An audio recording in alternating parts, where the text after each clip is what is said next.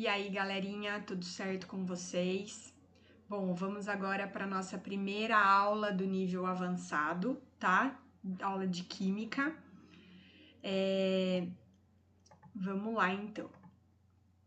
Bom, a gente vai falar um pouquinho hoje sobre as transformações da matéria e também falar como que a gente representa isso, tá? Que é na forma de equações químicas, certo? Então, qualquer transformação sofrida na matéria pode ser classificada em física ou química, tá? Então, quando a gente classifica uma transformação como sendo física, pessoal, quando a gente tiver apenas alteração no formato, no tamanho, na aparência ou no estado físico, tá? Então a gente tem que seguir bem esses padrõezinhos aqui para conseguir classificar ela apenas como uma transformação física da matéria. Ou seja, a única coisa que está mudando é a aparência ali, né? É o formato, o tamanho ou o estado físico, passando de sólido para líquido, tá? Já quando a gente tem uma transformação da matéria classificada como uma transformação química, a gente vai ter então a formação de uma nova substância. Então eu tinha lá anteriormente algumas substâncias que se combinaram ali, reagiram entre si e formaram uma outra substância que anteriormente eu não tinha, tá? E normalmente quando a transformação da matéria ela acontece de forma química, o que acontece, né? Ela vem acompanhada de algumas evidências, ou seja, algumas provas ali que eu consigo de fato afirmar que é uma transformação química da matéria, tá? Que provas ou evidências são essas?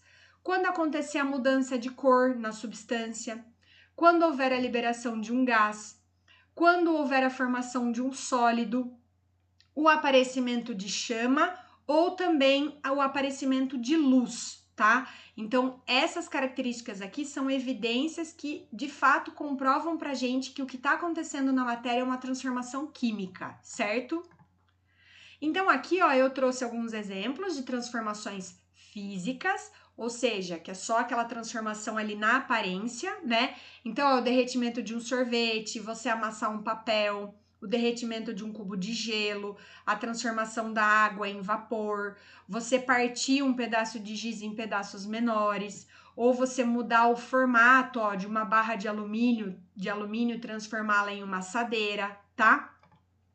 Exemplos de transformação química. Então vejam que elas já são mais complexas, né? Envolve mudança de cor, quando cai cândida, por exemplo, na roupa. O apodrecimento de uma fruta, veja, tá alterando a cor também da fruta, né? Então é uma evidência de uma transformação química. Quando libera gás, então quando você joga um comprimido efervescente na água. Aqui, a formação da ferrugem, né? É uma nova substância que está sendo formada sobre aquela que existia anteriormente, que era o metal, né? Então, é uma transformação química. E aqui, tanto o aparecimento de chama, né, como emissão de luz, e também a liberação de fumaça, que é a combustão, né, quando algo pega fogo. Então, a gente também tem a produção de novas substâncias e, portanto, é uma transformação química, tá? E aí, pessoal, essas transformações químicas, ou também chamadas de reações químicas, elas são representadas através de uma equação química, tá? Então, o que a gente sempre vai ter numa equação química? Os reagentes, que são as substâncias que vão reagir entre si, né? São os compostos químicos que vão ser consumidos ali durante a reação química. E aí, os produtos, que vão ser os resultados, né? O produto final que eu vou obter, que é a nova substância formada a partir da reação dos elementos químicos anteriores, tá? A setinha aqui, normalmente indica reagiu e formou. Então, a gente vai ter os reagentes que vão reagir e vão formar os produtos, certo? Aqui eu trouxe um exemplo, mercúrio mais oxigênio. Então, eles vão reagir e formar o que a gente chama de óxido de mercúrio, tá? Então, aqui nós temos antes da seta os reagentes e após a seta a nova substância formada, que é o meu produto. E aí, gente, nós temos algumas leis, né? Que a gente trabalha bastante quando a gente fala de transformação química, né?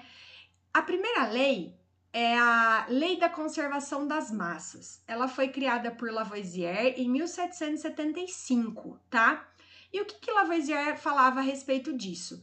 Ele falava que na natureza nada se cria, nada se perde, tudo se transforma, tá? Então, o que ele quis dizer, na verdade, com isso, pessoal? Que a quantidade de átomos que eu tenho envolvidas ali nas minhas substâncias, que são as consideradas reagentes, né? Então, antes da transformação, da reação química de fato acontecer, elas têm que ser mantidas também ao final, depois de acontecer o processo de reação química. Por quê? Porque a gente não pode do nada perder átomos no meio desse processo ou criar átomos que anteriormente não existiam ali. Então, por isso que ele diz que na natureza nada se cria, nada se perde, tudo se transforma. Então, a equação química aí representada, na verdade, ela vai possibilitar o quê? Que os reagentes que estão, os átomos, né, que estão dispostos de uma maneira aí nesses reagentes, eles vão se desconectar e se reorganizarem de uma outra maneira, formando uma nova substância, que vai ser o meu produto, tá? Por isso, eu mantenho as mesmas quantidades de átomos para cada elemento químico que eu tiver envolvido nos reagentes, eu mantenho também nos produtos, tá? Então, ó, a lei da conservação das massas, ela prega que a massa mesmo, né, a quantidade de produto que eu tiver ali dos reagentes ou dos produtos, a quantidade de matéria, digamos assim, ela tem que ser mantida, tá? Por isso chama lei da conservação das massas. Então, se eu tenho aqui envolvido nos meus reagentes 215 gramas de mercúrio e 32 gramas de oxigênio, ao final, eu vou ter que ter obrigatoriamente 247 gramas de óxido de mercúrio. Por que obrigatoriamente vai ter que ser esse valor da massa?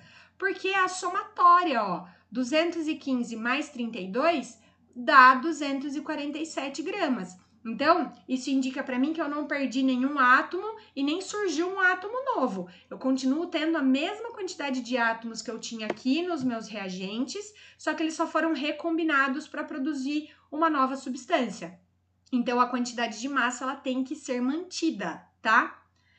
E é isso que essa lei prega, então, ó. A soma das massas dos reagentes tem que ser igual à soma das massas dos produtos, ou do produto aqui no caso que eu só tenho um, tá? Mas dependendo do tipo de equação química, né, de reação química que estiver acontecendo, eu posso produzir mais de um produto. Então aí eu vou ter que somar esses dois produtos, a soma desses dois vai ter que ser igual à soma dos dois reagentes que eu tinha anteriormente, tá? Então, a soma das massas dos reagentes tem que ser igual à soma das massas dos produtos. E aí, a gente só tem uma observação a ser feita, que é aonde essa transformação química está acontecendo. Se ela estiver acontecendo num ambiente fechado, ou seja, onde eu consigo, inclusive, capturar gases, caso essa reação química produza gases, essa lei da conservação da massa ela tem que ser mantida, tá? Então os valores aqui eles vão ter que bater. A soma dos reagentes tem que ser igual à soma dos produtos. Já se for em um sistema aberto, ou seja, há produção de gases nessa transformação química, só que eu não consigo capturar esses gases, porque eles vão escapar para a atmosfera. Nesse caso, aí provavelmente essa lei da conservação ela não vai ser mantida, porque a gente não consegue pesar esse gás que vai ter escapado, né? Então eu vou perder parte da massa ali envolvida na transformação química, tá? Mas normalmente os exercícios sempre vão abordar esse assunto falando de sistemas fechados, então, para fazer com que essa lei da conservação das massas se aplique de fato, tá? Outra lei que também a gente trabalha muito nessa questão das reações químicas é a lei das proporções definidas. Ela já foi definida por Proust, né, outro químico, em 1799. Então, o que ele dizia a respeito? Que toda substância apresenta uma proporção em massa constante na sua composição. O que ele quer dizer com isso, pessoal? Então, vamos lá. Tenho aqui outra reação química, gás hidrogênio mais gás oxigênio, reagiu e formou a água, tá? Eu vou repetir esse experimento 2 vezes. Então, a gente vai ter aqui a reação 1 e a reação 2, tá? Então, vamos imaginar que a gente envolveu aqui 2 gramas de hidrogênio com 16 gramas de oxigênio. Já pergunto aqui para vocês, tem como eu saber quanto de água eu vou obter nesse resultado aqui de produto? Lembrando da lei anterior, né? Da lei da conservação das massas. Então, 2 mais 16, eu vou obter 18 gramas de água, certo? Agora, se eu for repetir esse mesmo experimento, só que usando outras quantidades de reagentes e produtos, o que vai acontecer? Ó, se aqui ao invés de usar 2 gramas, agora eu usei 10 vezes mais essa quantidade, né? Ou seja, eu usei 20 gramas de hidrogênio. Tem como eu prever quanto eu vou ter que usar para os outros produtos, né? Para as outras substâncias envolvidas? Eu vou ter que também aumentar em 10 vezes toda a reação. Então, ó, 16 gramas, eu vou pular para 160 gramas. A água, se eu tinha 18, vai para 180, tá? Então, vejam que eu multipliquei tudo por 10. Isso é a definição da lei das proporções, tá? Então, ele prega o quê? Que eu não posso, por exemplo, aqui, ó, no caso do hidrogênio, aumentar 10 vezes essa quantidade e quando chegar aqui no gás oxigênio, eu aumentar apenas 2 vezes, né? Essa receitinha aí, digamos, né? Essa transformação química, ela vai dar errada, tá? É igual como se fosse uma receita de bolo, pessoal, né? A gente tem lá uma receita. Ah, vai 4 ovos no bolo, 2 xícaras de leite. Se eu vou fazer 2 receitas desse bolo, eu quero um bolo maior, o que vai acontecer? Eu não posso dobrar a quantidade de ovo e manter a mesma quantidade de leite. Eu não posso pôr nessa duplicidade da receita 8 ovos e continuar colocando apenas 2 xícaras de leite. Eu vou ter que dobrar tudo proporcionalmente, né? Todos os ingredientes, senão o bolo vai dar errado. Então, aqui, essa lei das proporções, ela explica exatamente isso, tá? Que se você aumentar em 2 vezes uma das substâncias, todo o resto vai ter que ser aumentado também nessa mesma proporção, ou seja, em 2 vezes. Aqui no exemplo, eu aumento em 10 vezes, tá? Vamos ver outras situações, ó. Aqui a gente tem carbono mais gás hidrogênio que reage e forma o metano. Então, ó, eu tenho 12 gramas de carbono e eu obtive no final 16 gramas de metano. Tem como eu saber quanto de gás hidrogênio participa dessa reação? Lembrando lá da lei da conservação da massa, que número aqui somado a 12 dá 16?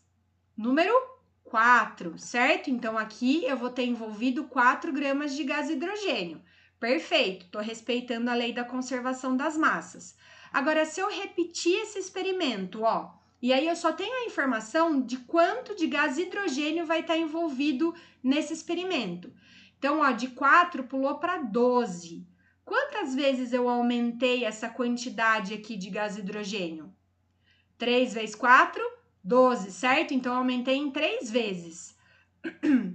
Se aqui no gás hidrogênio eu aumentei em 3 vezes, eu também vou aumentar o carbono em 3 vezes e eu vou obter como resultado 3 vezes mais metano.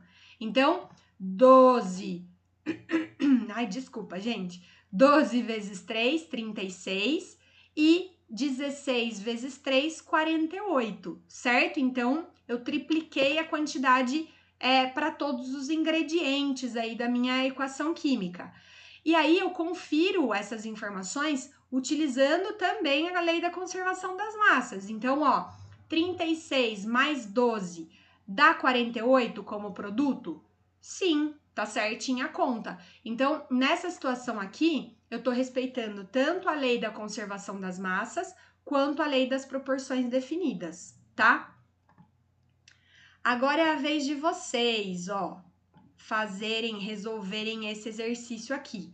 Normalmente, pessoal, esses exercícios, eles são abordados exatamente dessa maneira aqui como eu trago para vocês, tá? Então, ó, observe a reação química a seguir e determine os valores de massas representados pelas letras A, B, C, D, E e F, tá?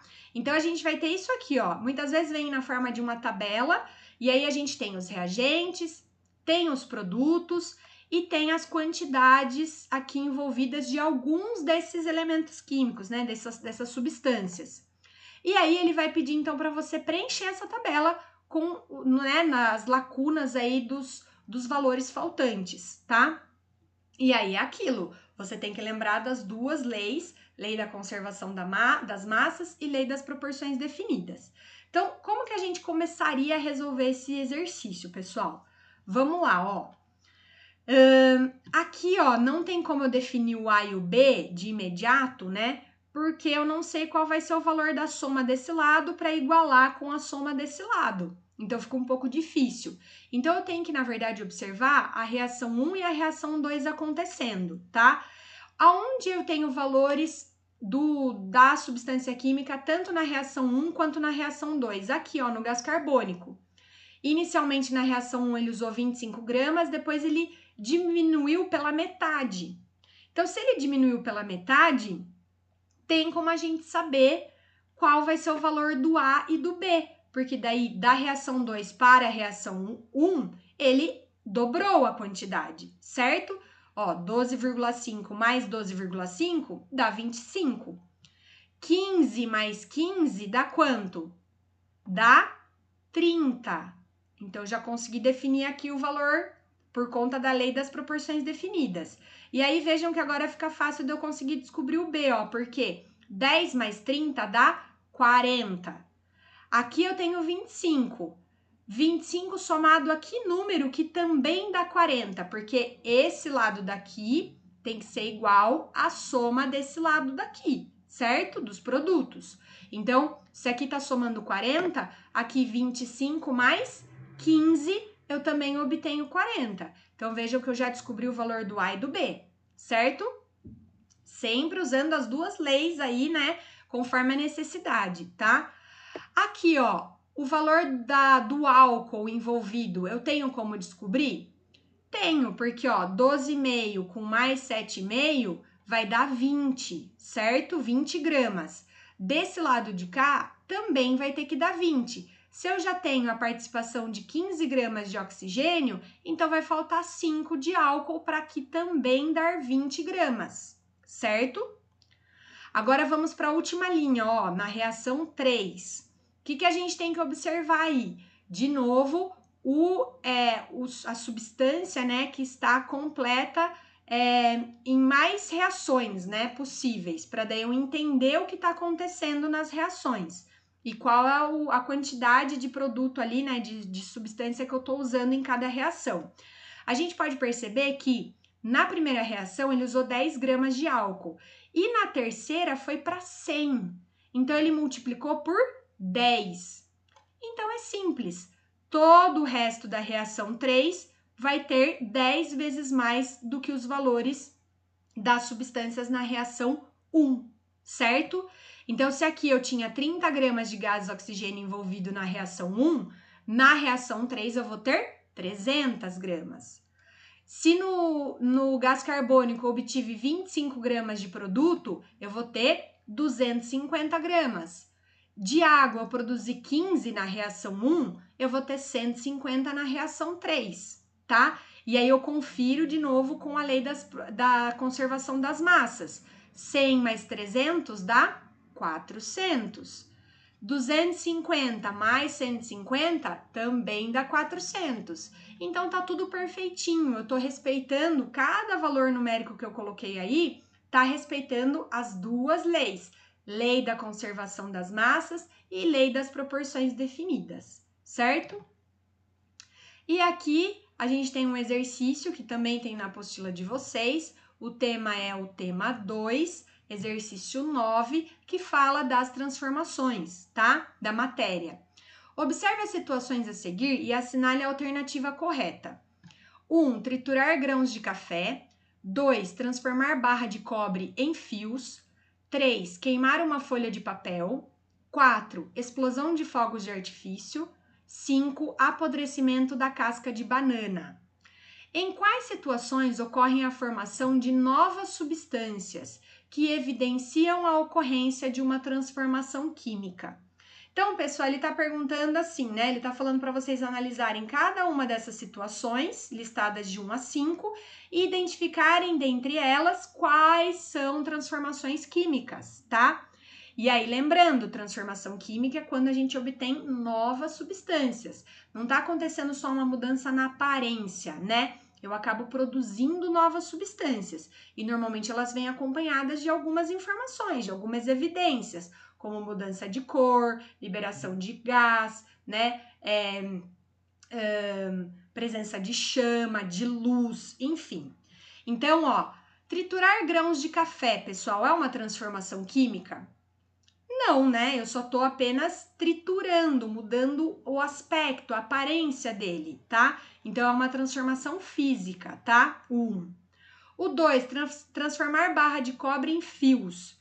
Também é uma transformação física. Eu tenho uma barra de cobre e eu só vou fazer com que ela mude a sua aparência, o seu formato. Então é uma transformação física apenas. A 3, queimar uma folha de papel. Aí sim, aí a gente já tem uma transformação química, né? Vai pegar fogo, vai emitir chama, luz, vai ter a eliminação de fumaça. Então, e eu vou ter no final outra substância, eu vou deixar de ter o papel, né? Porque ele se queimou, ele vai virar cinza, né? Parte dele também vai virar gás. Então, nesse caso aqui, eu tenho uma transformação química, tá? Então, o 3 é uma transformação química.